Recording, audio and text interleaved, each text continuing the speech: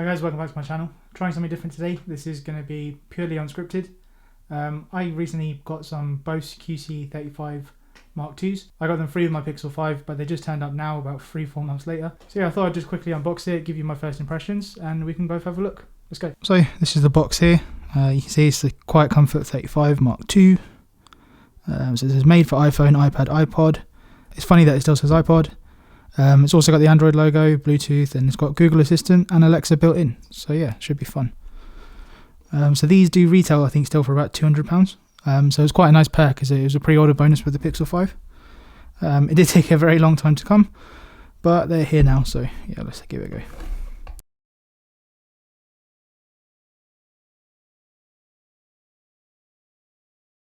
Okay, so you can download the BOSE Connect app for setup, so I will probably do that, and there's not much else to it. It does come with a case, which is pretty nice. So that's just here inside the plastic.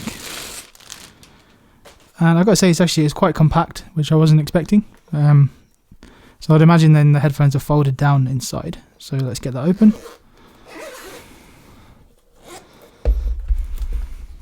And yep, they're folded. What have we got here?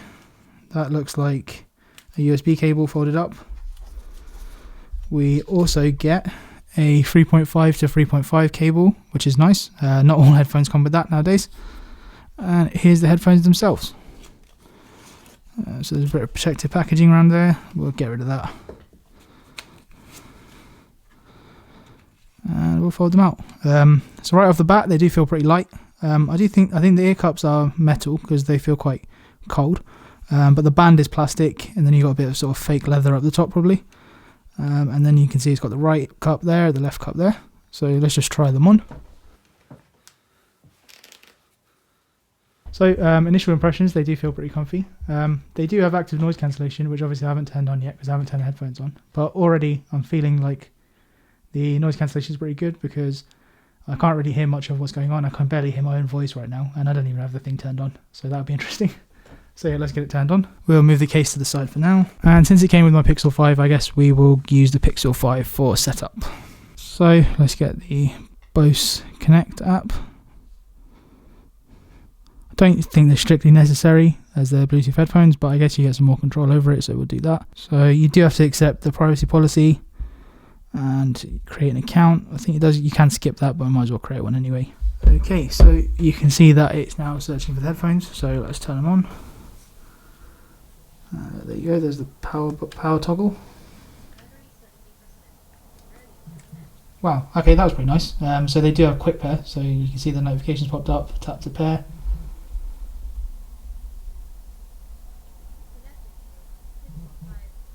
So they're all connected now, which is pretty nice. I wasn't expecting that. That was something I thought you'd only get with AirPods on Apple devices, so that's pretty nice to see here. So now it's telling me to try them on. So it's saying to me that the buttons are easy to reach with my thumbs. There's an action button on the left and 3 buttons on the right. So seems fair enough. And I can control my assistant as well. And there's a software update, but I can also customize the stuff. So I'm going to set up Google Assistant. So the noise cancellation we can control via software. We've got high, low, and off. And I can hear the difference even though there's not much noise going on in my room. So you can actually feel the pressure change as well in your ears, which is strange. You can see which devices you are connected to. You've got volume controls. So you can change the action button to noise cancellation, Alexa, or Google Assistant. Okay, so I'm just going to listen to a podcast so you can see my reaction, I guess, of what it is. So it sounds pretty good. Obviously, you probably can't hear what I'm hearing, but I guess that shows there's not much sound bleed. I can't hear what I'm speaking now, so the noise cancellation is pretty good. So hopefully this still sounds good. But yeah, I'm pretty impressed with them.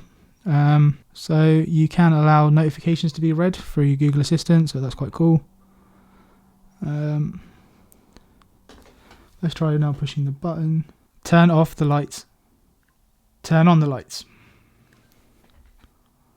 So obviously you can't see that because I got my studio lighting on, but yeah, you just press down to hold on the Google Assistant button and you can, it's like push to talk. You don't have to wait for it to wake up or anything like that, so that's pretty cool.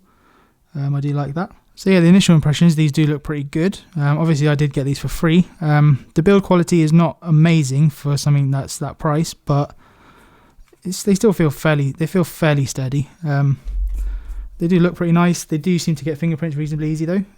But yeah, so that's just one of those things, I guess. But yeah, I mean, for the price, obviously I got them for free. I can't complain. BOSE themselves do have a newer version, and obviously now there's AirPods Max as well, which is, I guess, kind of a competitor. But these do seem like a pretty good option, especially if you're on Android. That fast pair functionality is really cool.